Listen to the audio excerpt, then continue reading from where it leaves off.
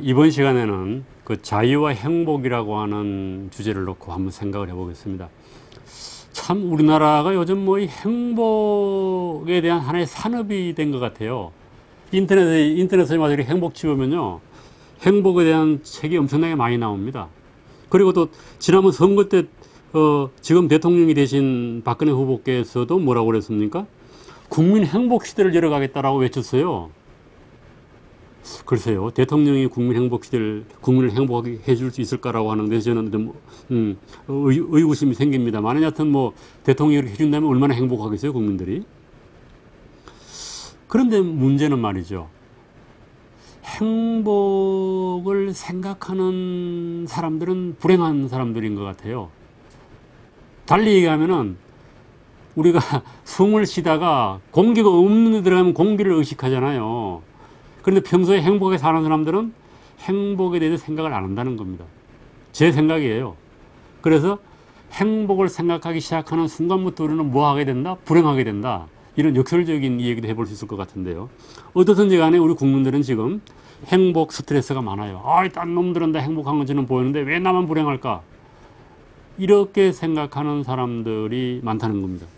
물론 우리 대한민국 헌법 10조에도 행복 추구를 할 권리를 가진다고 얘기하고 있습니다. 모든 국민은 인간으로서의 존엄과 가치를 가지며 행복을 추구할 권리를 가진다. 그리고 행복 추구권이라고 하는 국민들에게 있어요. 그리고 북한 사회주의 헌법에다 얘기했죠. 조선민주주의 인민공화국은 조국의 광복과 인민의 자유와 행복을 실현하기 위해서 뭐 어쩌고저쩌고 하는 혁명적인 국가다. 북한 사회주의 헌법에까지 행복을 이야기하고 있어요. 이렇게 본다고 하면 행복은 시대와 개인을 초월해서 모든 시대의 모든 개인의 꿈이라고도 볼 수가 있는 겁니다. 철학자 아리스토텔레스는 인생의 궁극적 목적이 행복이라고 얘기를 했어요. 이게 벌써 2000몇백 년 전에 그렇게 얘기를 한 겁니다. 그런데 그 다음에 문제죠. 행복은 선한 삶을 사는 것으로서 최고선이다. 행복이 곧 최고선이다. 우리 삶 자체의 목적이 행복이다. 아리스토텔레스가 한 얘기예요. 니코마코스 윤리학에서. 그런데 문제는 행복이 뭐냐라고 하는 거예요. 뭐가 행복이냐. 행복의 내용이 또 다른 거예요. 아리스토텔레스는 뭐라고 했냐면 인생의 궁극적인 목적이 행복이고 최고선인데 뭐가 행복이냐고 물으면서 행복은 쾌락이 아니다. 이 공유주의 반대죠. 인간이 쾌락을 추구하는 것, 쾌락을 느낄 때 인간은 행복하다고 느끼면 안 된다는 겁니다. 그래서 행복은 쾌락이 아니다. 두 번째는 뭐예요? 행복은 명예가 아니다. 명예로운 사람만 행복하고 명예를 추구하면 행복을 추구하는 것이 그게 아니라는 겁니다. 그 다음에 또 뭐가 아니다? 행복은 부가 아니다. 이거 다 아니라는 거예요. 보통 사람들이 다 추구하는 거 아니겠습니까? 쾌락을 추구하고 명예를 추구하고 부를 추구하는데 철학자 아리스토텔레스가 보는 그건 행복이 아니라는 거예요. 행복은 뭐라고? 최고선으로 선한 삶을 사는 것이다. 물론 이제 선한 삶을 사는 건지 뭔지에 대해서는 또 아리스토텔레스가 복잡한 얘기를 합니다. 기독교에서도 뭐라고 그랬는가 하면은 현세의 행복은 있을 수가 없다. 현세 행복을 부정했어요. 왜? 사후의 행복을 믿었습니다. 아리스토텔레스하고 비슷한 거죠. 현세 행복 추구하지 마라. 이거 뭐 성경에 보면 구구절절히 나오는 거예요. 그리고 오죽했으면 또 불교에서 뭐라고 그랬어요? 인생은 고다고 행복해지는 것이 인생의 목적이 아니고 고에서 벗어나는 것이 인생의 목적으로 삼아라. 그렇게 하는 것이 부처가 되는 거다. 부처가 행복한 사람이 아니에요. 부처는 뭐야? 고에서 해탈한 사람이 부처입니다. 그래서 행복을 추구하는 것이 인생의 목적으로 된 건 이거는 적어도 근대의 소산이 아니겠는가. 오늘 우리가 생각하는 의미에서 행복을 추구하는 것. 뭐 그게 뭐 또 조금 뒤에 설명하겠습니다만은. 그리고 스코틀랜드의 도덕 철학자 아담 스미스는 사람이 언제 행복하냐라고 물으면서 그에 대한 대답으로 사람은 건강할 때 행복하다. 이건 우리가 동의할 수 있는 거죠. 건강이 제일이다 이런 얘기 하잖아요. 건강할 때 행복하다. 두 번째는 뭐다? 빚이 없을 때 행복하다. 이거는 경제적인 거예요. 글쎄요. 빚에 막 몰려 자살하는 분들이 요즘 있어서 안타까운데 그것도 보면 이해할 것 같아요. 빚이 없어야 행복하다. 이거는 뭔가 하면은 경제적으로 최소한 자급자족이 되어야 한다. 저축은 못하더라도 그때 벌어서 그때 쓸 정도가 돼야지 빚을 지면 사람이 스트레스가 시작이 된다. 불행이 시작이 된다. 물론 뭐 아담 스미스는 돈을 좀 많이 벌어가지고 다 자선사업에 자선사업 투자가 아니죠. 자선으로 돌렸어요. 그 죽은 뒤에 드러났습니다만은. 그 다음에 세 번째로 뭔가 하면 양심의 가책이 없을 때 행복하다. 이거 대단히 중요한 거예요. 윤리적으로 얘기하는 거예요. 양심의 가책이 없을 때 행복하다. 그리고 건강할 때, 빚이 없을 때, 양심의 가책이 없을 때 행복하다. 떳떳하게 살 때 행복하다는 겁니다.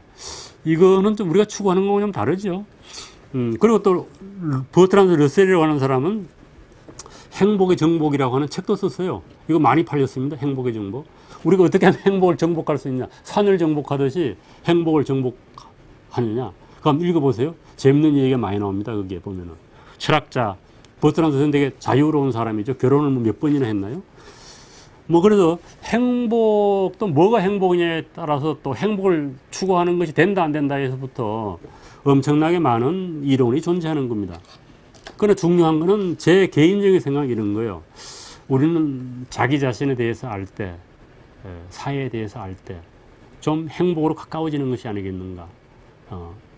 그래서 이거 좀 이상한가요? 지식이 필요하다. 정보가 필요하다 이런 얘기입니다. 오늘 제가 책을 하나 이게 소개하는 건데 이건 뭐 책 소개가 좋은 책이니까 돈 받고 소개하는 거 아닙니다. 몰입의 즐거움이라고 하는 책이 있어요. 몰입의 즐거움. 하버드 대학 심리학 교수가 쓴 책인데 영어 제목은 몰입의 즐거움이 아니고 Finding Flow래요. Finding Flow. FLOW. 이게 글쎄 이게 무슨 의미인지, 그러니까 flow, 뭐 이렇게 흐름 뭐 이런 건가요, 이게? 거기인데 거기 보면 재미나는 게 하나 나옵니다. 거기 보면은 이제 뭐 이것도 이제 제가 학생들한테 너무 교훈적인 들을지 모르겠어서 이 얘기를 많이 하는데 결국 인생이라고 하는 게 뭐냐? 인생의 목적이 행복이라고 그랬는데 인생이라고 하는 게 뭐냐 물으면요. 한번 자기가 인생이 뭐야? 물으면 헷갈리죠. 시간이 뭐야? 물으면 헷갈리죠. 그런데 지금 몇 시냐 물으면 당당하게 대답할 수 있어요. 그렇듯이 인생이라고 하는 거 복잡하게 생각하지 말고 인생은 그냥 뭔가 하면 하루하루가 반복되는 겁니다. 인생이. 예, 반복되는 거예요. 하루하루가. 내가 뭐 그럼 인생이 내가 70까지 산다 그러면 70년 동안 사는 거예요. 예, 태어나서 죽을 때까지 70년. 이거 알 수가 없죠. 몇 년 사는지는. 그게 인생이에요. 그 70년이다 80년이라고 하는 건 뭐예요? 하루가 반복돼서 모인 거예요.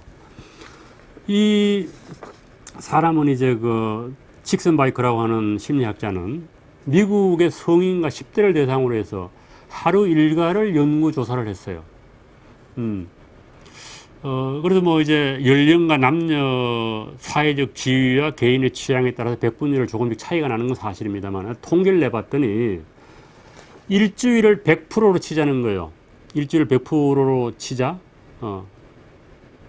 가서 보세요. 일주일을 100%로 치고 1%는 1시간을 의미해요. 그러니까 이게 뭔가 하면요. 일주일을 100%로 치니까 일주일을 100시간으로 본 거죠. 그럼 이 100시간이라고 하는 게 뭔가 하면요. 잠자는 시간 빼고 난 시간, 일하는 시간, 이걸 이제 곱해보면 어떻게 되나요? 하루에 8시간, 8시간 잡니까? 10시간 자요? 그 시간 빼고 곱하면은 뭐 100시간을 기준으로 잡은 겁니다. 그러니까 우리가 활용 가능한 시간을 100시간으로 잡은 거예요. 그래서 조사를 해봤더니 보통 생산활동에 종사하는 것이 사람에 따라 편차가 나겠지. 24에서 60%를 투자하는 사람이 있습니다. 이 말은 뭐예요? 생산활동은 이제 근무나 공부, 직장 뭐 이런 걸 의미하는 건데 24%라고 하는 얘기는 일주일에 24시간 생산활동에 종사하는 거예요. 그래서 평균이 아니죠. 통계가 24에서 60%까지 나오는 겁니다. 60%는 뭐야? 일주일에 60시간 일하는 사람들이에요. 우리 김씨 같은 분이 일주일에 60시간 더 일하는 것 같은데 이런 분들은 뭐예요? 일을 많이 하는 겁니다. 60시간이면 일주일을 6일로 잡아도 일요일 날 빼고 하루에 10시간 일하는 거예요. 우리 보통 노동시간 따지면 일주일에 48시간이에요? 6, 8에 48시간 하는 거예요? 44시간인가요? 그리고 유지활동, 가사활동, 식사활동, 몸단장, 운동, 퇴근 이것이 대개 24에서 42%입니다. 여자들 같은 경우는 몸단장의 시간을 많이 소비하니까 42시간까지 나온다. 설거지 뭐 우리 한국 주부들은 아마 더 나올 거예요. 밥하고 설거지하는 시간이 많이 걸려서. 그 다음에 여가활동의 20에서 43% 통계를 낸 거예요. 그러니까 간단히 얘기하면 뭐야? 하루에 우리가 일주일에 통일 하루에 사람들이 하는 일은 생산활동을 하거나 유지활동을 하거나 여가활동을 하는 거예요. 간단하게 얘기하면은. 그러면은 행복하고 연관돼서 이걸 가지고 이제 또 통계를 내본 겁니다. 어떤 사람이 행복을 느끼느냐. 물론 이제 직선바이커는 뭐 행복, 의욕, 집중력, 몰입이라고 하는 네 가지 카테고리로 구분했습니다만은 행복감을 사람이 느낄 때가 언제 느끼느냐 라고 하는 걸 조사를 해봤더니 행복을 생산활동하면서 행복을 못 느껴요. 조금 부정적이에요. 근무나 공부하는 거. 그래서 자기가 뭐 일하고 공부할 때 행복감을 느끼는 사람은 좀 비정상적인 사람이에요. 너무 많은 사람은 아니야. 여기 사람이 이 마이너스가 하나예요. 의욕도 없어요. 마이너스가 두 개야. 집중력은 아주 높아요. 그렇잖아요. 근무하거나 공부할 때 집중을 해야 되잖아요. 그 다음에 유지활동을 할 때 보게 되면은 유지활동의 종류가 뭐 가사일, 식사, 몸단장, 운전, 퇴근 뭐 이런 게 있는데 유지활동할 때 어머니들이 주로 가사를 하잖아요. 가사 활동할 때 행복하지 않아요. 부정적이에요. 그런데 가장 행복한 게 뭐예요? 식사. 식사는 플러스 두 개예요. 그러니까 식사할 때 사람들은 대단히 행복한 거예요. 글쎄, 식사할 때 불행한 사람이 있어요? 이거 문제가 있는 사람입니다. 보통 사람은 식사할 때 행복을 느껴요. 제가 초등학교 다니는 우리 아들을 보고 우리 아내가 물어봤어요. 야, 너 학교 가서 뭐 할 때가 제일 재미있냐? 물어봤더니 체육 시간이 제일 재미있어 이러더라고. 그거 나한테 전해줬어요. 그래서 두 번째 재미있는 건 뭐야 그랬더니 쉬는 시간이요. 세 번째는 뭘까요? 밥 먹는 시간. 그래서 안 물어봤대요. 공부하는 시간은 안 나오는 거야, 이게 애들이. 이게 정상인가? 지극히 정상이. 우리 아들은 지극히 정상인 거예요. 밥 먹는 점심시간이 제일 행복하다. 뭐, 체육시간이 행복하다. 애들이 초등학교는 밥 먹는 시간이 없잖아요, 학교에서. 그러니까 식사 시간이 안 나오는 거예요. 만약에 도시락 싸갔을 때 물어봤더라면 첫 번째 나오는 게 뭐예요? 식사 시간. 그러니까 아이들이 학교 와서 뭐예요? 우리 학교 다닐 때 한 게 도시락 까먹는 게 1시간 끝나고 도시락 까먹고 그랬잖아요. 그래서 막 점심시간에 도시락 검사해가지고 미리 까먹은 사람은 도시락 먹은 사람은 청소시키고 그랬는데 뭔가 우리 먹을 때 행복한 거예요. 그 다음에 여가활동 중에서 뭐가 행복하냐라고 물어봤더니 여가활동을 사람들이 되게 좋아하죠. 그래서 가장 행복한 거는 담소, 누구하고 이 얘기할 때, 그 다음에 교제할 때, 그 다음에 재밌는 건 섹스할 때가 행복하다는 겁니다. 그까지 행복한 거를 간단히 얘기하면 뭐야? 행복감을 느끼는 것은 유지활동하고 여가활동인데 유지활동 중에서도 식사시간, 여가활동 중에서는 담소, 교제, 섹스니까 사람들은 뭐 할 때 행복을 느끼게 됐어요? 먹고 놀 때. 우리가 팔자 가장 좋은 사람이 뭐예요? 먹고 노는 놈이 가장 행복하다 그렇게 얘기하지 않습니까? 그러니까 인간은 생물이잖아요. 동물이잖아요. 그래서 이게 뭡니까? 먹고 섹스할 때 행복하다. 이거는 뭐예요? 가장 동물적인 거예요.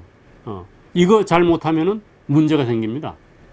못 먹으면 죽잖아요. 그리고 섹스 안 하면 뭐가 되는 거예요? 후손이 없어요.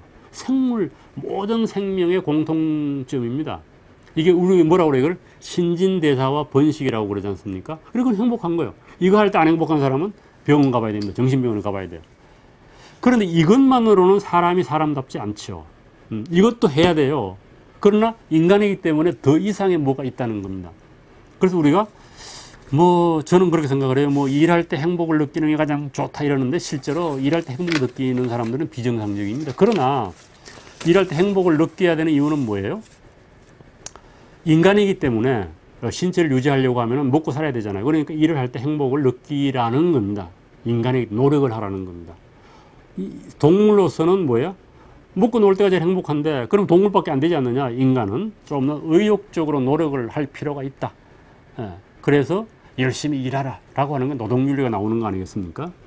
그 인간은 이게 두 개만 하면서 행복을 느끼고 그래서 멈추면 인간이 아니에요. 동물 세계에 머무는 겁니다. 그 단계를 하나 뛰어넘어야 되는 거죠. 뛰어넘는다고 하는 말이 그 아래 단계가 사라진다는 얘기는 아니에요. 그것도 하면서 딴 것도 더 높은 차원의 것을 해야 된다. 이것이 인간이다. 뭐 이렇게 이제 이야기해 볼 수가 있는 겁니다. 이제 그 다음에 이건 재밌는 건데 그 다음에는 요즘 우리 사회에 참 이상한 얘기를 많은데 행복과 부의 관계를 많이 얘기를 해요. 그래서 뭐 어떤 사람들은 뭐 돈 많다고 행복하냐 뭐 이렇게 얘기하면 뭐 그거 맞는 얘기예요. 돈 많다고 행복하지도 않고 뭐 가난하다고 행복하냐 뭐 이렇게 하는 사람인데 그것도 맞는 얘기입니다. 그러나 기본적으로는 부라고 하는 것 자체가 행복하고 밀접한 연관이 있다는 거예요. 이거를 부정할 수가 없어요. 거지가 글쎄요. 거지가 제일 행복하다는 사람도 있습니다만은 인간적인 행복은 우리 얘기할 수 없겠죠. 글쎄요. 먹고 노는 사람이니까. 이걸 이제 그 일본의 그 다구치인가라고 하는 사람이 그 아담 스미스에 대한 그 책을 쓰면서 책 제목이 지금 생각이 안 나는데 이제 어디 적어왔는데 까먹었네요. 거기에 보면은 물론 이제 다구치인가 하는 사람만 쓴 건 아니고 이건 여러 가지 이제 도식을 해서 나오는데 이걸 이제 이거 그림으로 좀 나가야 되는데 이런 얘기입니다. 가로축을 이게 가로인가요? 가로축을 부라고 두고 세로축을 행복으로 두고 표시를 하는 겁니다. 그러면은 이 도표가 보여주는 바는 이래요. 부가 어느 수준 갈 때까지는 행복이 아주 낮은 수준으로 쭉 가요. 안 행복하다는 겁니다. 그러다가 최저 수준의 부의 최고에서 어느 수준 가면 행복이 뻥 뛰어요. 뛰고 나서 이제 도표가 어떻게 되는가 하면은 예를 들어서 이런 겁니다.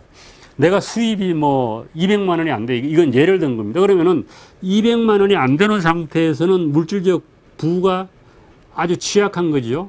그래서 200만 원이 충족 안 될 때까지는 행복이 지수가 올라가지 않고 그냥 쭉 가는 거예요. 그러다가 200만 원 일정 금액이 되면 행복이 뻥뻥 뛰어요. 그 다음에는 어떻게 될까요? 그 다음에는 뛴 다음에 다시 행복은 더 늘어나지 않아요. 그냥 가요. 그런데 많은 사람들은 행복이 뛴다고 생각을 하죠. 그럼 이 그래프를 보게 되면은 실제로 조사를 해보면은 A, B, C, D예요. A, B, C, D가 되는데 많은 사람들은 A, B, C, E로 간다고 생각을 합니다. 이 도식에서. 그리고 또 법정스님 같은 분들 이런 물질하고 전혀 관련 없이 정신적인 삶을 사는 사람들은 부하고 관계없이 행복을 느끼는 겁니다. 이런 분들은 S, C, D가 되는 겁니다. 이 도식에서. 그래서 이 물질하고 행복이 비례관계에 있지는 않는데 어느 정도의 물질적인 수준이 충족이 돼야 행복하다라고 하는 것이 일종의 뭐 과학적이라고 할까요? 어떤 경험적이라고 할까요? 이런 것의 이야기입니다. 그런데 그러면은 이 도식에서 A, B, C, E라고 생각하는 사람들은 뭐냐라고 하는 사람들이에요. A, B, C, E. 부가 늘어나면 계속 행복해질 거라고 믿는 사람들은 어떤 사람들이냐라고 하는, 여러분 어떤 사람들이겠어요? 이런 사람들. 저는 이런 사람들이 우리 역사에, 우리 사회에 기여한다고 생각을 해요. 법정스님처럼 S, C, D를 믿는 사람들은 글쎄요. 이런 사람들도 뭐 우리가 자유사회 세계에서는 물질적인 부하고 경제적인 부 이런 것들이 행복하고 전혀 관계가 없다. 무소유의 삶을 사는 사람들도 필요하고 있어야 되겠죠. 그러나 저는 이런 사람들이 사회에 기여하는 몫은 크게 있지 않다. A, B, C, E를 믿는 사람들이 사회에 기여한다. 이건 이제 무슨 얘기인가 하면요. 아담 스미스가 그런 얘기를 했는데 아담 스미스에 따르면은 A, B, C, E를 믿는 사람들은 어떻게 보면은 개인적으로 행복한 사람들이 아니다 이런 얘기를 했어요. 이게 무슨 소린가 하면은 아담 스미스는 A, B, C, D를 믿는 사람들을 지혜로운 자라고 그랬습니다. 지혜로운 자. 그 다음에 A, B, C, E를 믿는 사람들을 약한 자, 허약한 자, 위크라고 그랬어요. 위크. 이걸 우리 번역 어떻게 해요? 위크다. 약하다 할 때 위크라고 하잖아요. 위크한 사람들이다. 스트롱한 사람들이다. 그런데 뭐 스트롱 약자 강자가 아니고 아담 스미스는 지혜로운 자와 약한 자 이렇게 표현을 했어요. 이게 재밌는 표현인데 지혜로운 자는 뭔가 하면은 나한테 일정 정도 부가 물질이 생기면은 부가 더 늘어나도 행복하지 않다라고, 행복이 늘어나지 않다라고 믿는 사람들이에요. 그러니까 지혜롭죠. 그런데 약한 자는 A, B, C, E를 믿는 사람들은 착각에 빠진 거예요. 착각에 빠져가지고 부가 늘어나면 계속 행복해질 줄 알고 열심히 계속 일하는 사람들이야. 사업을 하고 기업을 일구고. 이런 사람들을 아담 스미스는 약한 사람들이라고 그랬어요. 왜 약하다고 그랬는가 하면 이런 사람들은 사회를 너무 의식하는 사람들이에요. 아, 내가 돈이 많다 그러면 사회에서 뭐 막 이렇게 떠받들잖아요. 그래서 진실은 그게 아닌데 어떻게 보면 헛개비에 붙들린 사람들이다. 왜 이제 이런 얘기를 하는가 하면 아담 스미스는 누구의 영향을 많이 받았다고 그랬죠? 제가 스토아학파. 영향을 많이 받았습니다. 그래서 스토아학파는 뭐야?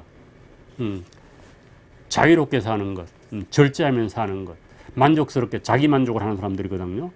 그리고 인생의 지혜를 깨달은 사람들이에요. 그런데 우리 사회에서 보면 기업을 일구고 돈을 마구 추구하는 사람들, 이런 사람들은 어떻게 보면 진실을 모르는 사람, 약한 사람이라고 보는 겁니다. 남의 눈을 의식하고, 이건 또 뭐 여러 개 설명이 복잡합니다만은 남이 이렇게 떠받들면 야, 내가 대단한 사람의 모양이다. 이렇게 느끼는 사람들. 그리고 남의 눈을 의식하는 사람들 지혜롭지 못하다. 그러잖아요. 우리 돈 많은 사람 앞에 가면 되게 기 가지고 막 칭송하잖아요. 돈 많은 사람들. 그러니까 거기 우쭐한 거예요. 돈 많은 사람들은. 그래서 그 재미로 열심히 돈을 버는 사람들이에요. 이게 기업가라고 볼 수 있을까요? 아담 스미스의 해석을 하면은 실제적으로 그렇잖아요. 여러분들 뭐 저는 그것도 몰랐는데 얼마 전에 뭐 뉴스 봤더니 은행에다 30억 연금보험으로 넣어놓으면 뭐 한 달에 뭐 1,200만 원 나온다며요. 30억만 넣어놓으면 그냥 잘 사는 거야. 1,200만 원 그거 다 쓰고 살겠어요? 보통 사람들이? 그럼에도 불구하고 왜 사람들이 뭐 몇십억씩 몇백억의 재산을 가지려고 하느냐? 그 사람들은 착각에 빠진 사람들이다. 이런 사람들이 기업가예요. 그래서 학생들한테 야, 너 얼마가 있으면 돈을 더 안 벌겠냐 그러면은 뭐 30억이요. 뭐 어떤 사람, 어떤 녀석은 또 작은 사람들은 10억 뭐 이렇게 얘기하다. 어떤 사람은 100억 이렇게 얘기하는데 그거 있으면 뭐 할 때 100억 주면 너 뭐 할래 그러면 뭐 그래? 은행에다가 재펴놓고 이자 받아 먹고 살려고 그래. 이런 놈들은 기업가적 자질이 없는 사람이에요. 100억을 담보로 해서 은행에서 100억을 되빌려 가지고 200억으로 자산금을 삼아서 기업을 일구겠다. 이런 사람들은 어떻게 보면 어리석은 자, 위익한 사람이죠. 그러나 그런 사람들이 사회에 엄청나게 많이 기여하는 겁니다. 그래서 이 도표는 상당히 재미있는 도표인 것 같아요. 제가 보기에. 그래서 우리 사회가 이게 뭐야 이게 A, B, C, D로 가는 놈들은 전부 공무원 되는 놈들과 똑같은 놈들이에요. 놈이라고 해서 죄송합니다만 놈자자입니다. 그런 거 안정적인 안정을 추구하는 겁니다. 돈이 더 많더라도 행복하지 안 되는 거예요. 지혜로운 자입니까? 지혜로운 자가 많은 사회는 어떻게 보면 발전이 기회가 적은 사회라고도 볼 수가 있습니다. 그리고 이거는 제가 지난번에 소개했던 자본주의 이해하기에서 나오는 건데요. 이건 좀 더 제가 보기엔 약간 합리적인 거예요. 합리적으로 행복의 결정 요인들을 객관적으로 조사를 한 겁니다. 그래 봤더니 개인의 행복을 하기 위해서 이거 중요한 순서가 아니고 그냥 제가 이게 시계 방향으로 쭉 읽어볼게요.